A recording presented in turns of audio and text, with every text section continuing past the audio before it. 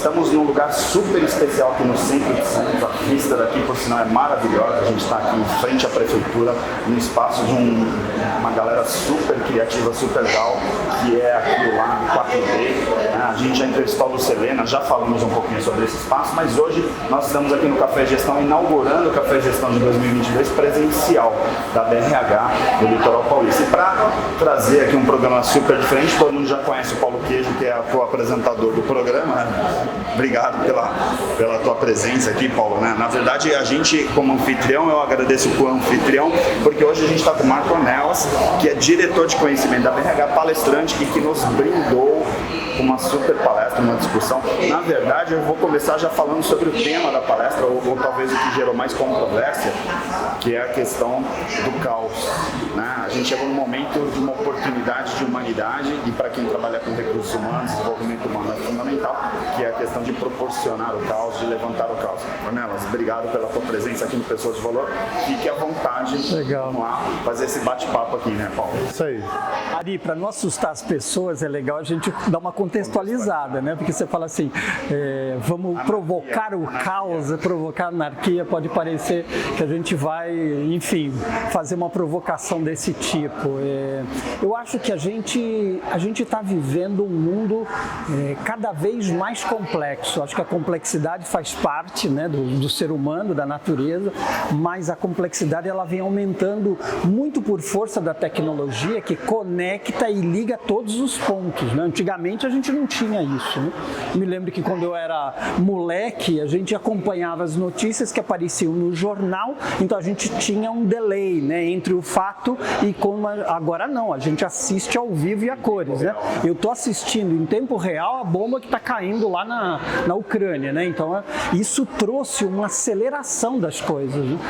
E por sua vez ele expõe e mostra toda essa diversidade que o mundo tem, que é o mundo cada vez mais complexo. Então, de fato, eu prevejo, né, assim, a minha previsão é de que a complexidade hoje é grande e que ela vai tender cada vez mais a aumentar. Então, nós vamos viver momentos de caos.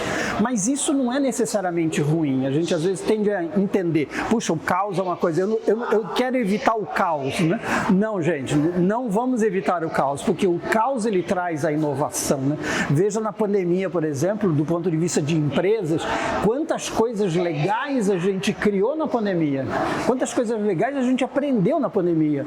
E, de fato, ela, no início, ela é um caos, ela tirou da ordem, ela fez uma confusão. Também, Ornelas, assim, a gente fala muito no desenvolvimento humano sobre essa questão de tirar as pessoas da sua zona de conforto. Isso. E, assim, a própria pandemia foi um catalisador disso, mas, assim, a gente vive a humanidade um momento de extremo desconforto. Sem dúvida. Porque muitos paradigmas, muitas coisas que a gente acreditava que eram verdades absolutas e que não são mais. Não são mais, exatamente.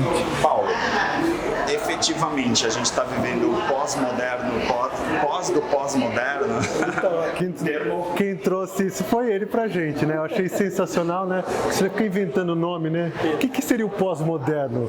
O moderno plus? É o pós do pós-moderno, achei sensacional. Então, como essas mudanças estão acontecendo, eu acho que a grande diferença é a velocidade que a gente tem hoje. Então, os exemplos que ele fala quando ele era mais novo, também somos muito próximos de idade, como eu via, hoje mais ainda, não é nem o jornal que traz essa novidade. É alguém que está no meio do processo e filma e fala assim, pessoal, olha aqui que eu estou vendo aqui. E a gente acompanha como espectador dessa pessoa como se ele fosse um jornal pra gente. E muito fiel, porque ele não está inventando uma história, ele está mostrando uma história que está acontecendo naquele momento que eu estou do outro lado do mundo participando daquilo. Então, aí é o que você está trazendo para gente. Quando a gente fala de caos, é porque as conexões são diferentes. A tecnologia trouxe essa possibilidade. Aí eu volto assim para você. Bom, legal, isso está tudo acontecendo e tal. Quando a gente fala em gestão de pessoas, lidar com as pessoas nas organizações, como é que isso começa a se encaixar com essa realidade aí? Fala pra gente. A gente pode dizer, Paulo, que a gente está diante de uma nova humanidade, né? Eu até fiz comentários aqui, eu tenho 3 filhas, tenho 2 netos, então eu percebo que a gente está vivendo uma nova humanidade, né? O meu neto de 5 anos é um novo, né? Ele não é só de uma geração nova, mas ele é um ser humano novo, é um humano novo, né? Então, falar de gestão de pessoas no sentido muito convencional, de uma história que foi construída na Revolução Industrial, né? Então, RH surge na Revolução Industrial para organizar os processos, não faz mais nenhum sentido dentro das nossas organizações. Nossas organizações, por mais que elas queiram ser e aparentam ser, né, organizadas do ponto da Revolução Industrial, elas deixaram de ser assim há muito tempo. Então a gente precisa, de fato, falar de um novo recursos humanos, né? Aqui a gente até brincou um pouco sobre isso, né? Que recursos humanos... conceito de caos, né? Porque a gente vive numa indústria, né? Assim, a gente está vivendo numa sociedade completamente industrializada, onde tudo tinha que se moldar para as máquinas que estavam sendo construídas. Sem dúvida. Para agora uma geração de serviço, uma coisa totalmente idealizada assim para as pessoas, né?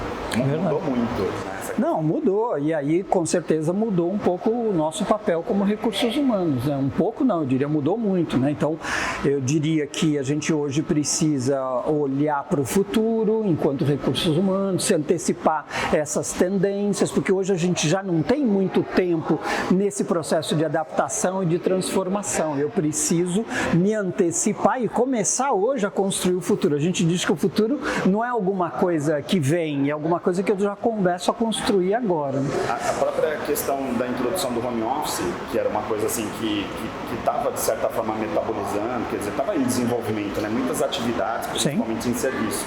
E aí, de repente, veio a pandemia e acelerou demais esses Sim. processos. E hoje, na volta, né, que agora a gente já está aqui no lado 4D sem máscara, já está conseguindo reunir grupos e tudo mais, muitas pessoas estão assim, eu não quero voltar para o escritório. E aí, então, existem esses formatos novos que vão surgindo. A gestão do RH acaba se ampliando muito e se modificando completamente. Né? Sim. A gente está experimentando coisas diferentes, então nós como, por exemplo, colaboradores, a gente pôde experimentar coisas diferentes. Então, a pandemia nos fez experimentar trabalhar em casa. Algumas pessoas gostaram e querem continuar, outras não gostaram, foi ruim, querem voltar. Ok, tem espaço para um e tem espaço para outro. Então, a gente explorou diferentes possibilidades. A gente hoje está vivendo um pouco mais o conceito de experiência. Eu quero que tenha uma experiência de valor, né?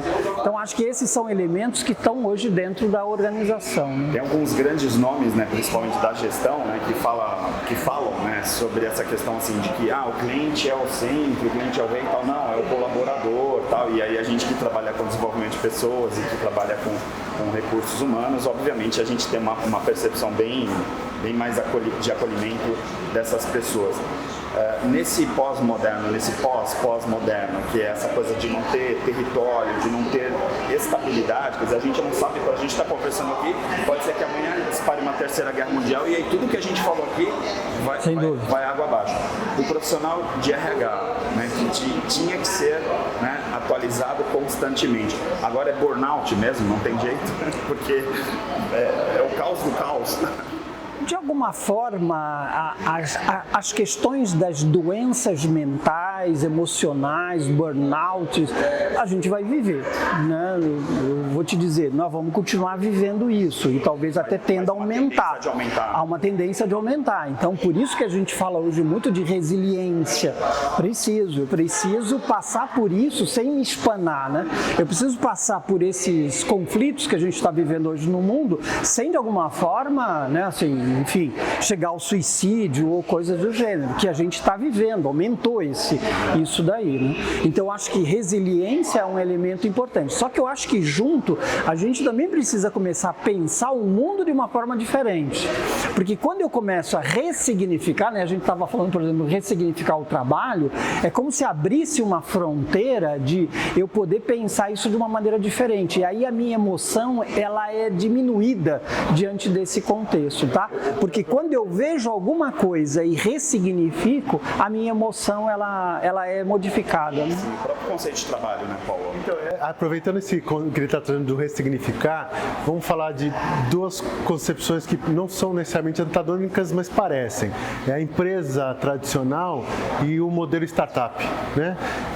Tenho visto muito, tenho participado de empresas que, por mais que sejam chamadas de startup, para quem não sabe, são as empresas de tecnologia principalmente, que iniciam com prototipagem, ou seja, com coisas sendo lançadas no mercado, com muita velocidade. Então eu lanço um produto modelo, um serviço modelo e ponho no mercado. Aí eu tenho uma mão de obra ou um pessoal que está por trás disso, que tem uma idade mais nova, que tem um certo senso de liberdade, de ação, enfim, outra forma de se pensar. E esse pessoal também estão nas empresas chamadas tradicionais ainda. Como é que fica isso? O que a gente começa a ter o que a gente precisa pensar de diferente um pouquinho mais aí, Ornelas? Fala pra gente. Na verdade, a gente precisaria fazer um merge, né? Quer dizer, as startups um dia vão crescer, né? Por exemplo, uma das mais brilhantes que a gente tem é o Nubank. O Nubank, na sua história, já teve 30 pessoas numa casinha lá no Brooklyn. E hoje eles são, acho que 2.000, 3.000 pessoas, inclusive na América. Então, é evidente que aquele jeito de funcionar precisou de alguma ordem, precisou organizar. Mas é muito interessante a gente perceber que eles não perderam algumas coisas que estavam lá e que tinha a ver com a startup. A própria essência. Eu acho que é uma coisa de valores mesmo, daquele grupo, o que eles pensavam, que incômodo eles tinham e o que eles queriam provocar no mundo. Isso fazia parte da gestão, não só do ponto de vista de posicionamento no mercado. As tradicionais precisariam fazer o mesmo, né? Elas precisariam trazer o vírus da startup para dentro da sua organização.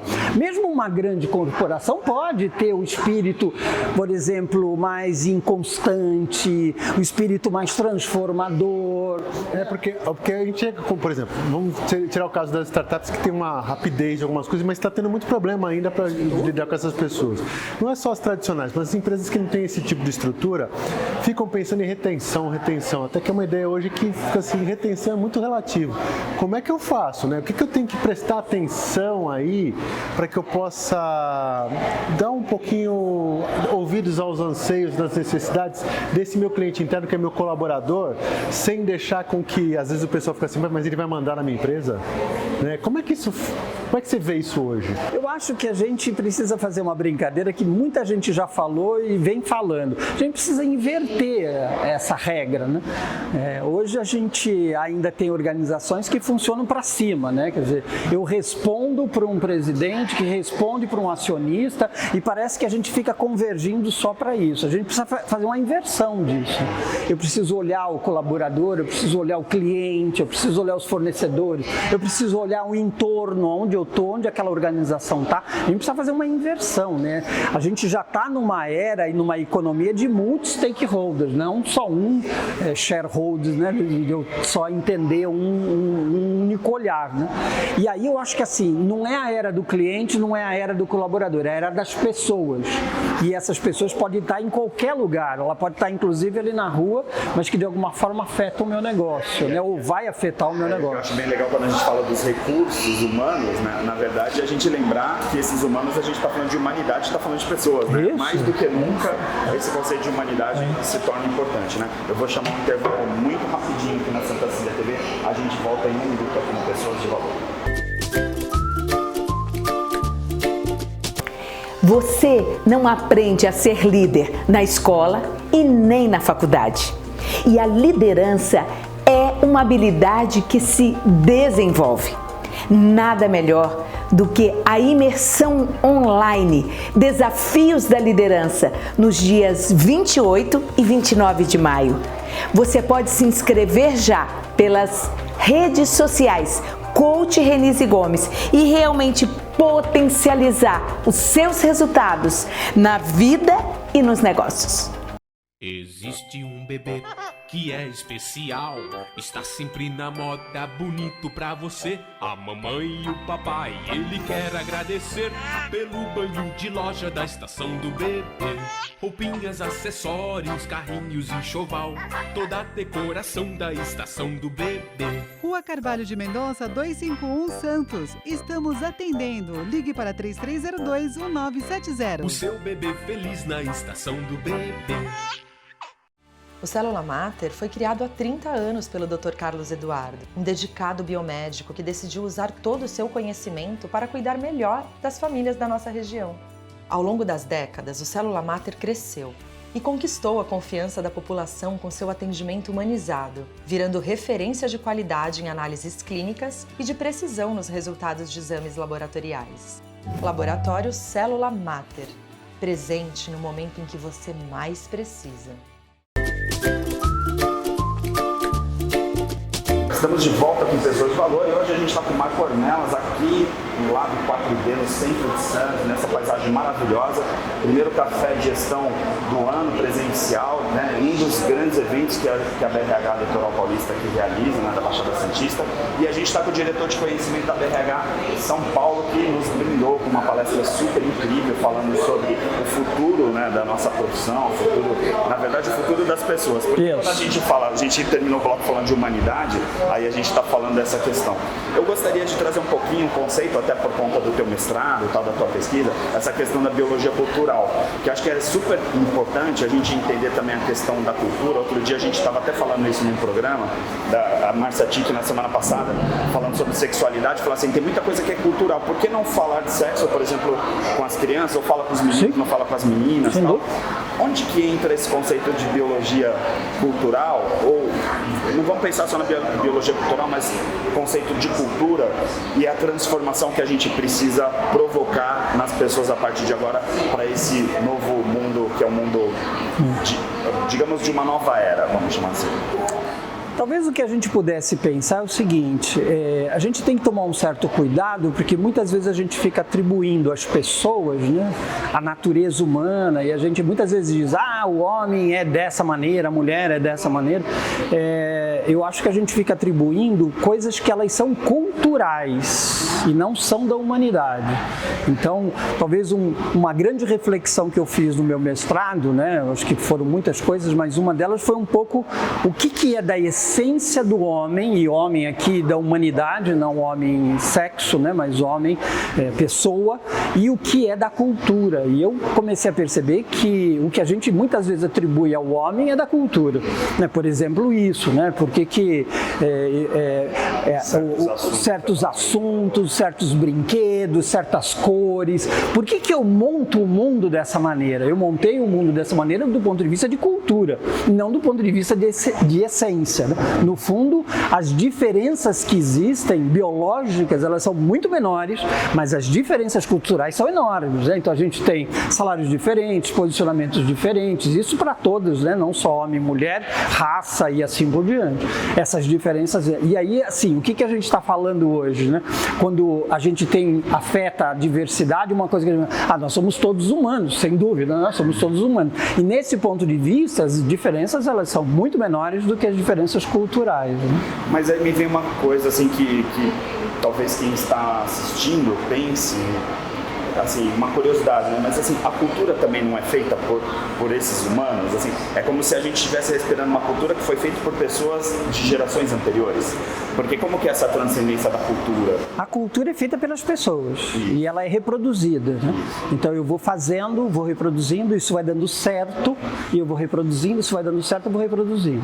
Só que num determinado momento, a cultura traz modelos, traz padrões. Só que o que aconteceu é que ao redor a gente tem uma velocidade de transformação muito mais rápida, e o que a gente está vivendo hoje às vezes é um desencaixe. Né? Eu tenho uma evolução que foi para uma direção e eu tenho uma cultura que ainda às vezes está segura. Né? Então eu preciso transformar esses novos hábitos, esses comportamentos. A gente está fazendo uma transformação cultural, eu não tenho dúvida. Não tenho dúvida disso. Por tudo, né? É difícil a gente falar na complexidade, porque porque a gente não consegue explicar quando a gente está vivendo. A complexidade a gente só consegue explicar depois que a gente passou, em retrospecto, né?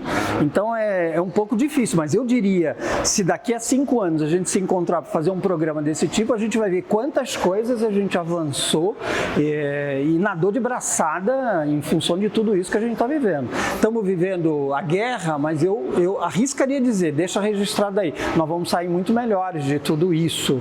Novas configurações entre países, entre nações, entre comércios, com certeza, a gente está vendo isso, né? Agora mesmo, os Estados Unidos estão resolvendo de um jeito, a Itália está resolvendo do outro, a Europa está tentando se proteger, ok. Pensando nas interdependências, quando você é dependente mesmo, não é que você colabora, que é diferente, né? Então, uma coisa interessante quando se fala de cultura, eu acho bem interessante ter empresas, principalmente as menores, mas as grandes também têm isso, não é só aquela questão de cultura como ela é como eu acho que ela é e como ela é de fato na empresa onde eu estou. Porque assim, às vezes que a gente eu vou falar, faz meio esquizofrênico. A pessoa fala assim, não, a minha empresa ou a empresa que eu trabalho é assim, é assado. Aí alguém que está do lado fala assim, mas eu não vivo isso dentro da empresa que você está falando. É a mesma empresa que a gente trabalha, né? Então assim, eu acho que um dos aspectos que eu acho que é urgente hoje é a gente entender o meio que a gente está, prestar mais atenção, porque a gente às vezes ouve, mas não escuta. Não presta atenção nas coisas que estão acontecendo. E eu acho que, claro, o papel da área de gestão de pessoas, de RH, é muito importante nessa hora para ajudar a empresa a enxergar isso. Não é ficar fazendo toda hora também pesquisa de clima organizacional. Pesquisa de clima é uma ferramenta entre várias formas de fazer. Mas eu acho que é questão de conversar mais com as pessoas mais a fundo, né? Assim, conversar com os seres humanos também. Perfeito. O que você acha disso? Paulo, eu acho que tem duas coisas disso que você está falando. Primeiro, quando a gente fala de cultura, a gente tem que sempre lembrar o seguinte, eu tenho coisas que são visíveis, que são os artefatos visíveis, e eu tenho elementos da cultura que estão mais inconscientes. Então, é como a personalidade. A personalidade está para o indivíduo como a cultura está para um grupo. É evidente que eu domino algumas coisas sobre o meu comportamento, eu tenho consciência, e tem um monte de coisas que eu não tenho consciência, uma terapia, um outro processo pode me ajudar. É a mesma coisa na cultura. Tem coisas da cultura que a gente domina e conhece. E tem coisas que a gente não domina, porque a gente faz aquilo tanto daquela maneira que a gente nem tem consciência que está fazendo daquela maneira. Essa é uma questão. A segunda questão que eu queria trazer para você é que ela está relacionada, assim, à nossa capacidade de olhar essas transformações e fazer esses ajustes que a gente precisa, de alguma forma, encaminhar, né? Então, assim, está sendo pedido novos comportamentos, mas é uma transformação dolorosa, né? É a mesma coisa da personalidade, né? Eu não acordo um dia e falo, bom, eu vou mudar o meu comportamento, sou outro. Isso não existe. Eu vou viver um processo de transformação. Eu saio da zona de conforto, a próxima zona que eu passo é uma zona de turbulência. É uma zona de turbulência, é como se nós estivéssemos mesmo num avião e tem uma turbulência lá, vai ter o quê? Um desencaixe, porque eu tirei coisas daquele lugar e vou ter que reacomodar ou dar novos significados. Às vezes eu reacomodo, às vezes eu dou um novo significado, e isso não é uma coisa simples. Já que a gente está falando de inovação de futuro, né, porque tem a ver com a plataforma que você trouxe para a tua apresentação, queria também trazer aí uma provocação até para falar um pouco de futurologia, né, porque assim, a gente está fazendo um desenho dos próximos anos, e aí a gente está falando de internet das coisas, do 5G, de inteligência artificial, de um monte de empregos, né, e de funções que vão simplesmente desaparecer porque as máquinas vão absorver.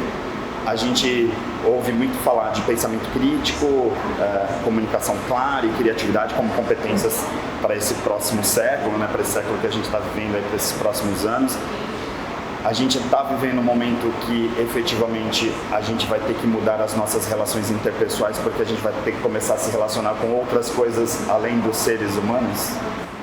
Ah, com certeza, com certeza. A gente já está mesmo num caminho, Alexa, por exemplo. Sem dúvida. A gente está numa convergência homem-máquina muito mais forte, né? Eu não tenho dúvida disso. Não tenho dúvida disso. Não, porque tem um amigo que fala, minha melhor amiga hoje é Alexa. Chega em casa, acende a luz, não sei o que, ou seja, tem toda essa questão, né, de robótica dentro de casa. E ela vai interagir cada vez mais com a gente. E aí com a inteligência artificial, eu fico pensando, hoje tem os scripts e a gente programa os scripts, mas isso vai se desenvolvendo. E aí vai chegar um RH de repente para gerenciar isso tudo, como que vai ser, né? Eu queria até lembrar todo mundo, quem não assistiu, vale a pena assistir o filme Hair, né? Ele é exatamente isso, é uma relação o tempo inteiro de um cara com uma máquina, com um computador, né? E esse filme não é novo, hein? Não é novo, porque a gente fica se assustando, metaverso, isso, mundo virtual. Puxa, a minha filha que hoje tem 28 anos de idade, com 8 ela já se relacionava no mundo virtual. Ela criava um avatar, ela criava um personagem, esse personagem se relacionava com outro, só que isso era o quê? O mundo do entretenimento, era o mundo do jogo, né? E agora esse jogo ele está na nossa vida. É esse significado que a gente precisa aprender. Eu olhava aquilo como um jogo, como fora de mim. Uma coisa de criança até. Isso, era uma coisa de criança, uma coisa fora de mim. Às vezes nem me envolvia com aquilo porque era um jogo. Agora aquilo está na minha vida, né? Então... Agora eu queria provocar vocês dois, porque eu estou com o diretor da BRH aqui da Baixada e estou com o diretor de conhecimento. O que é a BRH? Né? A gente está aí próximo de um grande evento que é realizado nacionalmente. O que é a BRH promete aí para os próximos meses, para esse ano? Tem um circuito aí, agora que as coisas estão começando a entrar no novo normal, aí pós-pandemia. Até porque a gente sabe que esse programa não só é visto aqui na Baixada, né? Mas a gente tem aí também as regionais aí pelo estado de São Paulo. O que vem por aí? Olha, a gente pretende continuar transformando, né? Talvez agora num ritmo um pouco mais acelerado de transformação mesmo, né? Eu acho que a gente precisa levar todo esse conhecimento para dentro das universidades, né? Há pouco eu estava conversando com uma professora e ela dizia, puxa, meus alunos lá na classe de recursos humanos ainda não estão percebendo dessa maneira. A gente precisa formar esse garoto, essa menina que um dia vai entrar dentro da organização. Ele é o próximo RH, Então a nossa pretensão é de alguma forma levar esse conjunto de conhecimentos que estão circulando, estão ao redor das grandes funções de recursos humanos, talvez começar a discutir um pouco essa quebra dessas fronteiras que a gente criou, né, dentro daquela estrutura de um recursos humanos ainda muito departamentalizado. Enfim, temos muitas ideias e eu quero crer que a gente vai conseguir avançar bastante nessa direção, né? Eu estou muito honrado, ao mesmo tempo desafiado com esse projeto, né? Não é um assim. grande desafio, né? Tá na frente da BRH. Praticamente está. Eu acho que tem os caminhos, né? Tem uma coisa, Ari, que é assim, a gente precisa olhar a associação, a BRH ou qualquer associação como uma representação de uma categoria. E eu sinto assim que hoje a BRH ela representa alguns profissionais, mas eu não sei se representa todos os profissionais de RH. Eu acho que a gente ainda tem muita gente em recursos humanos que não vê na BRH a sua representação. Nós precisamos ser representados. E acho que isso precisa ser referente. Pela própria participação das pessoas, não é porque tem uma diretoria, um corpo, mas é porque as pessoas utilizem também esse ambiente para fazer essa troca e colocar a sua voz junto, né? Eu percebo uma coisa interessante que nesses últimos anos, por causa das regionais que são divididas aqui no estado, houveram, eu vou chamar de experimentações, visões que foram colocadas em cada regional e foram utilizadas naquele espaço. Algumas começaram a dar muito certo, outras não dão, como normalmente acontece. E aí o que estão chegando agora pra gente, porque o Ornelas é o nosso diretor do estado, vamos pegar uma coisa que já está dando em certo mais lugar, vamos passar para os restos e vamos, cada um também faça a sua iniciativa regional, porque tem suas características. Nós temos aqui o Porto, nós temos a questão do turismo de praia, é outra característica diferente do turismo rural, que não é uma coisa de Ribeirão Preto, aquela região. Então, essas características também vão moldar como é que funciona o pessoal que trabalha nessas empresas. Então, é por aí que a gente também tem que ver. Dois movimentos, Paulo, que você está acompanhando e a gente vai fazer junto. O primeiro é a gente ouvir mais as pontas, porque as pontas sabem, estão mais próximos. E a segunda, a gente talvez precise abrir mais os regionais. Isso. Né? A gente precisa... E esse é um projeto mesmo. Hoje somos 7 regionais no estado, mas a gente precisa abrir mais regionais, porque a regional está mais perto das pessoas, da realidade. Tem uma diretoria de expansão, então a gente tem um projeto de ampliar as regionais. Muito bom. Gente, pessoas de valor, como sempre a gente está no tempo, né? Depois dos editores que se viram. Forte abraço e até a semana que vem.